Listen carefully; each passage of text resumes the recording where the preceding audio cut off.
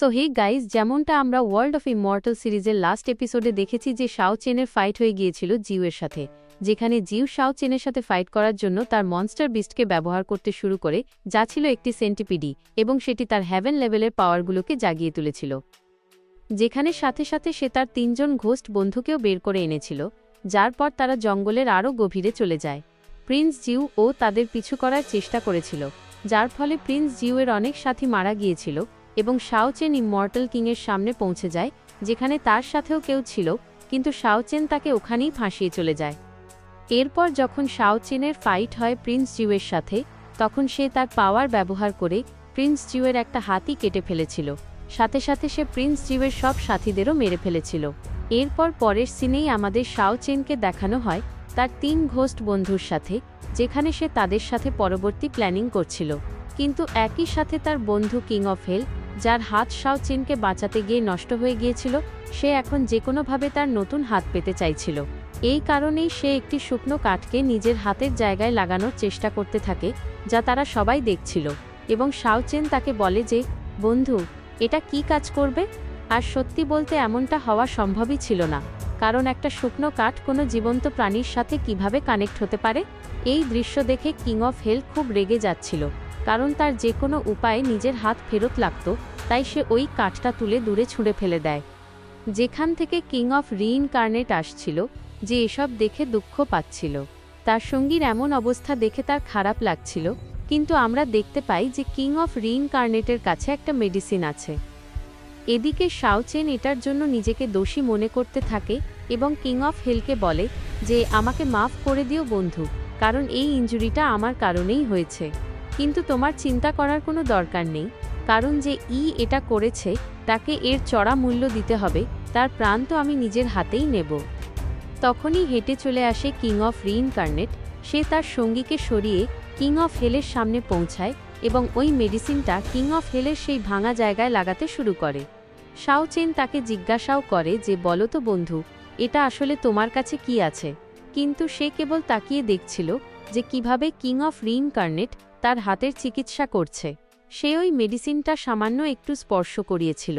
শাও চেন কিছুই বুঝতে পারছিল না। সে তাকে জিজ্ঞাসাও করে যে, বন্ধু, তুমি আসলে কি করছো? যার ঠিক পরেই যেমনই কিং অফ রিইনকার্নেট তার মেডিসিনের এক ফোঁটা কিং অফ হেলের কাটা হাতে ঢালে, তখনই হঠাৎ করে চারপাশের এনার্জি কিং অফ হেলের হাতের দিকে যেতে শুরু করে, যার ফলে তার শরীরে প্রচুর পরিমাণে স্পিরিচুয়াল পাওয়ার চলে আসে, এবং হঠাৎ করেই তার একটা নতুন হাত রিগ্রো হতে শুরু করে, যা এদের কাছে একদমই শকিং ছিল, কারণ রিজেনারেশনের অ্যাবিলিটি আনা কোনো ছোটোখাটো ব্যাপার নয়। শাও চেন কিং অফ রিইনকার্নেটের প্রশংসা করে বলে যে, ভাই, তুমি তো কামাল করে দিলে। এতে কিং অফ হেল খুশি হয় এবং তখনই কিং অফ রিইনকার্নেশন জানাতে থাকে যে এটা আসলে নেকটার, আর এটা আমি পেয়েছিলাম ট্রেন ট্রাইব থেকে, যা শুনে শাও চেনও শকড হয়ে যায়, কারণ এটা আসলে ছিল লাইফ নেকটার। সেখানে তখন কিং অফ হেল আর তার সঙ্গীর মধ্যে কথা হয় যে কিং অফ রিইনকার্নেশনের কাছে এতদিন ধরে এমন কোনো মেডিসিন ছিল যার ব্যাপারে আজ পর্যন্ত সে এদের দুজনকে কখনো জানায়নি। এই কারণেই সে বলতে থাকে যে জলদি ওই মেডিসিনটা আমার হাওয়ালে করে দাও। এমনকি সে ওই নেকটারটা ছিনিয়ে নেওয়ারও চেষ্টা করছিল, যার ফলে কিং অফ রিইনকার্নেশনের হাত থেকে ওই নেকটারটা ফসকে যায়, যা মাটিতে পড়ে চারদিকে ছড়িয়ে পড়তে থাকে। যার পাওয়ার সত্যি এতই অসাধারণ ছিল যে এখানে চারপাশের ছোট ছোট শ্যাওলার মধ্যেও রিজেনারেশনের পাওয়ার চলে আসে এবং সেগুলো গ্রো হতে থাকে। আশেপাশের যত গাছপালা, ফুল, পাতা ছিল, সেগুলো সব ফুটে ওঠে। দেখতে তো এমন লাগছিল যেন তাদের সবাইকে একটা নতুন জীবন দেওয়া হয়েছে। মাত্র কয়েক মুহূর্তের মধ্যেই এখানকার পুরো দৃশ্যটাই বদলে গিয়েছিল। এমনকি ওই পাওয়ার শাও চেন আর তার সাথীদের বডিও নারিশ করে দিয়েছিল। শাও চেন বলতে থাকে যে লাইফ নেকটারের পাওয়ার কি সত্যিই এমন হয়, যার কারণে এখানকার পুরো পরিবেশটাই চেঞ্জ হয়ে গেছে? প্রবাহিত জলের মধ্যে যে মিনারেলস ছিল সেগুলো একদম পিওর হয়ে গিয়েছিল। তাই তখনই শাও চেন কিং অফ রিইনকার্নেটকে বলতে থাকে যে, তুমি কি আমাকে বলতে পারো যে আসলে তোমার কাছে এই নেকটার কোথা থেকে এলো? তখন কিং অফ রিইনকার্নেট শাও চেনকে জানায় যে এটা আসলে সে চুরি করেছিল অনেক দিন আগে। তখন থেকেই এই জিনিসটা তার কাছেই ছিল, যা সে নিজের কাছে খুব যত্ন করে লুকিয়ে রেখেছিল। শাও চেন তাকে বলে, অর্থাৎ তোমরা এখানে অনেক দিন ধরে থাকছো যার ফলে এই আইল্যান্ডের প্রতিটি জিনিসের সাথে তোমরা পরিচিত। এখানে কোন জিনিস কখন হয় সেটাও তোমাদের জানা থাকবে। সে বলতে থাকে যে তোমাদের তিনজনের মধ্যে কেউ কি সম্প্রতি এই ড্রাগন আইল্যান্ডের ওপর কোনো লম্বা চুলের মহিলাকে দেখেছে? কারণ সে আসলে কথা বলছিল তার সেক্টের গডেসের সম্পর্কে। যে নাম শুনে এই তিনজন ঘোস্ট এক সাইডে হয়ে যায় এবং তখনই কিং অফ রিইনকার্নেশন তাকে খুব লচকে চলা চালের সাথে জানায় এবং বেশ কায়দা কানুনও দেখায়। এই সব ড্রামা করার সাথে সাথে সে তো তাকে নেচেও দেখাচ্ছিল, যার ইশারা শাও চেন সঙ্গে সঙ্গেই বুঝে যায় এবং বলতে থাকে যে হ্যাঁ, একদম আমি ওই লেডির ব্যাপারেই কথা বলছি যে উড়তে পারে। শাও চেন বুঝে যায় যে নিশ্চয়ই এরা ওই গডেসের ব্যাপারেই কথা বলছে, তাই সে তাদের বলে যে আমাকে প্লিজ জলদি তার ব্যাপারে বলে দাও। এরপর পরের সিনেই আমাদের দেখানো হয় প্রিন্স জিউকে, যে দৌড়ে এখন তার কাছে পৌঁছে গেছে। সে তাকে বলতে থাকে যে প্রিন্সেস প্লিজ আমার কথা মানুন, আজ যা কিছু হয়েছে আমি সে সব আপনাকে ভালোভাবে বোঝাতে পারি। কিন্তু এখন সে তার কথায় আসার পাত্রী ছিল না। সে তার ইউনিকর্নের ওপর বসে এবং তখনই এখান থেকে উড়ে চলে যায়। প্রিন্স তাকে আটকানোর চেষ্টা করছিল, কিন্তু সে আর থামার ছিল না। প্রিন্স চিৎকার করে বলছিল যে আমার কথা মানুন, আমি কখনো আপনার জান নেওয়ার চেষ্টা করিনি, এমনকি আপনার সাথে যা কিছু হয়েছে আমার তো সে ব্যাপারে জানাও ছিল না। যা শুনে সে বলে যে দেখো প্রিন্স, তুমি আর আমি, আমাদের দুজনেরই রাস্তা আলাদা, তাই ভালো এটাই হবে যে তুমি তোমার রাস্তায় যাও আর আমাকেও আমার জীবন বাঁচতে দাও। যার ঠিক পরেই সে এখান থেকে চলে যায়।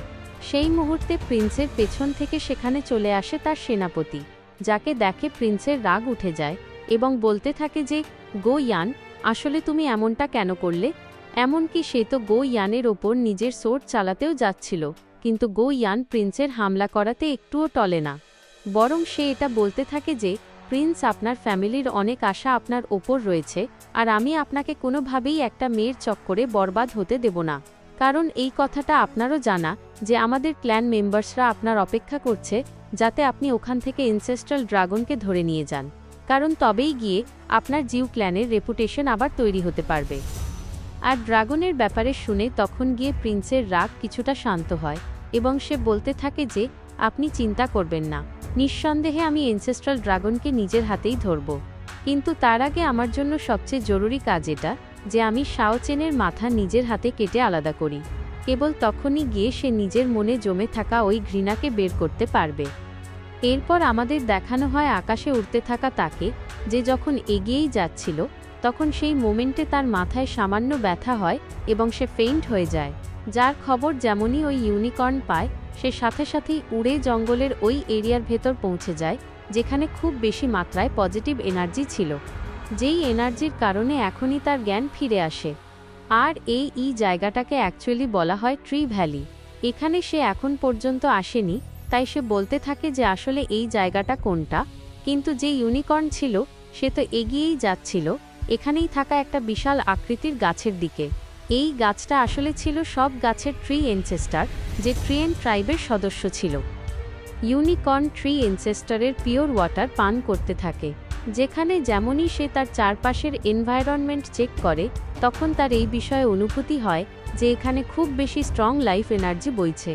এই মোমেন্টে তখনই ট্রি এনসেস্টারের বডি থেকে অনেকগুলো ডালপালা বের হতে থাকে, যা তার দিকে বাড়ছিল। এর আঁচ যেমনই সে পায়, সে সাথে সাথেই সতর্ক হয়ে যায়। তার পুরো বিশ্বাস ছিল যে এই ডালপালাগুলো তার ওপর হামলা করবে। এই কারণেই সে সাথে সাথেই নিজের সোর্ড বের করে ওই ডালপালাগুলোর সাথে মোকাবেলা করতে থাকে। কিন্তু ট্রি এনসেস্টারের পাওয়ার লেভেল এত দুর্বল ছিল না যে কোনো হিউম্যান তাকে হারিয়ে দেবে। এই কারণে তারা তাকে চারদিক থেকে ঘিরে নিয়েছিল, যে এখন আর কিছু করতে পারছিল না এবং নিচে পড়ে যায়। এর ওপর তখনই ইউনিকর্নের নজর পড়ে। সে দেখে যে এই ডালপালাগুলো তাকে মারার জন্য যাচ্ছে, যার ফলে সে তাকে বাঁচানোর জন্য সাথে সাথেই মাঝখানে পৌঁছে যায়। সে যেমনই তার পাওয়ার অ্যাক্টিভেট করে, তখন ওই সব ডালপালা হঠাৎ করেই গায়েব হয়ে যায়। এই মোমেন্টে তখন ট্রি এনসেস্টার ইউনিকর্নকে বলতে থাকে, তুমি তো ইউনিকর্ন স্যাক্রেড বিস্ট ক্ল্যান থেকে, আর এমনিতে তোমাদের ক্ল্যানের ওরা সবসময়ই আমাদের ট্রেন্ড ক্ল্যানের বন্ধু হয়ে থেকেছে, এই কারণে আমরা তোমার ক্ষতি করব না। কিন্তু তোমার এই কথাটা জানা থাকা দরকার যে ভ্যালির ভেতর কোনো আউটসাইডার অ্যালাউ করা হয় না। যা শুনে ইউনিকর্নের রাগ হচ্ছিল, এই কারণেই সে তার ডানাগুলোও মেলে দেয়। তখনই ট্রি অ্যানসেস্টর বলতে থাকে যে এখন যেহেতু তুমি এই আউটসাইডারকে অলরেডি নিজের মাস্টার বানিয়েই ফেলেছ, তাই এখন আমাদের তার সাথে কোনো দুশ্মনী নেই, সব রাগ ভুলে যাচ্ছি। বরং এটাও বলছি যে আমরা তোমাদের আজ এখানে থাকার ইজাজতও দিচ্ছি, কিন্তু মনে রাখবে যে এর বদলে তোমাদের আমাদের ট্রেন ট্রাইবের হেল্প করতে হবে। যা শুনে সে বলতে থাকে যে আপনার কি মনে হয় আমি আপনার কি হেল্প করতে পারি? তখন তারা সাথে সাথেই তাদের লাইফ ওয়াটারের এক ফোঁটা তাকে দিয়ে দেয়, যা তার সব ইনজুরি আর পাওয়ার হিল করার জন্য যথেষ্ট ছিল। সে ফিল করে যে তার বডি পুরোপুরি লাইফ এনার্জিতে ভরে গেছে। এরপর পরের সিনেই আমাদের দেখানো হয় শাও চেনকে, যে হাঁটতে হাঁটতে আরও এগিয়ে যাচ্ছিল, কারণ তাকে এই জায়গার ব্যাপারে জানিয়েছিল কিং অফ রিইনকার্নেশন আসলে শাও চেনকে এখানেই আসার জন্য বলেছিল, যে জায়গাটা দেখতে সত্যি খুব বেশি বিউটিফুল লাগছিল, যার সৌন্দর্য চারদিকেই নজরে আসছিল। যেখানেই নজর ঘোরাও শুধু সুন্দর দৃশ্যই দেখা যাবে। এমনকি এখানকার সুন্দর দৃশ্য জলের নিচেও কম নয়। আমাদের জলের নিচে যেতে থাকা এক গডেসকে দেখানো হয়, যার পেছনে শত শত মাছও ছিল, যারা পাওয়ারসে বেশ স্ট্রং ছিল এবং তার বডিও লাইফ এনার্জিতে ভরা ছিল। আর এই দৃশ্য তখন আরও কামাল হয়ে যায় যখন এই গডেস জলের বাইরে বেরিয়ে আসে মাছগুলোর সাথে, যাকে এখন আসলে দেখে ফেলেছিল শাও চেন। শাও চেন এই দৃশ্য দেখে শকড হয়ে যায়, কারণ তার জানা ছিল যে ইনি তো আসলে গডেস। ওই গডেস যেমনই নিচে আসে তখন শাও চেন তাকে বলতে থাকে যে আপনি কি মর্তলোক থেকে আসা গডেস লান্নো? যেহেতু সে অনেক দূরে ছিল তাই শাও চেন তাকে ঠিকমতো দেখতে পাচ্ছিল না। সে জানাতে থাকে যে আমার নাম শাও চেন আর আমি এখানে এসেছি জুজো থেকে। গডেস, আমার আপনার কাছে মন থেকে একটা রিকোয়েস্ট আছে। যা শুনেই ওই গডেস বলতে থাকে যে অর্থাৎ তুমি এখানে হিউম্যান ওয়ার্ল্ড থেকে এসেছো? শাও চেন বলতে থাকে যে হ্যাঁ একদম, আমি ওখান থেকেই এসেছি। কিছুদিন আগেই একটা দুর্ঘটনার কারণে আমি গডেসের সেনশন প্লেসে চলে এসেছিলাম, যার ফলে আমি এখানে এসে পড়েছি। আপনি জানেন না গডেসের সাথে দেখা করার জন্য আমাকে কতটা কসরত করতে হয়েছে, আর আমি এটা আশা করি যে আপনি আমাকে হেল্প করতে পারেন আমাকে আবার আমার দুনিয়ায় ফেরত পাঠানোর জন্য।